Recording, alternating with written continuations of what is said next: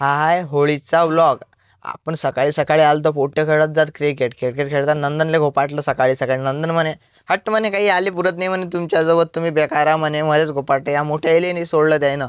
या पोट्ट्याच्या धाकानं मले आणि नंदन आणि लायनाले निघाले पुढलं बोट्ट्यातून निघालो तर सोन्याला भरवलं आम्ही. सोन्या ओळखून दाता दाखवे चार दाता रंगले त्याच्याने. सोम्या म्हणे तुम्ही सोडलं तर मलाही नाही सोडलं म्हणे. उद्या पेपरात म्हणे मलाही नाही सोडलं आहे ना. मला पकडू पकडू कलर लावला जादू म्हणे. ग्लेह लावून म्हणे कलर.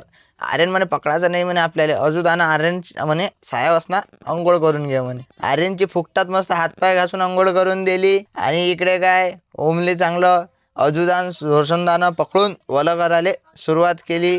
वला करतोस म्हणे आज एक भी नाही बचेगा, सब सब वले होंगे.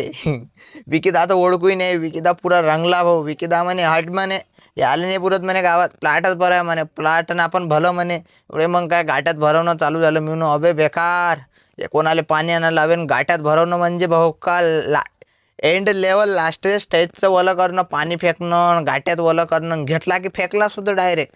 मग काय बा कसे दिवस राहिले हाल. दोघं डुबवणारे आणि बाकीचे वले करणारे म्हणजे सगळेच गाठ्यानं भरले. विकिदा म्हणे आता म्हणे घरी जायचा वेळ झाला. आजच्यासाठी एवढं भेटू पुढच्या ब्लॉगमध्ये.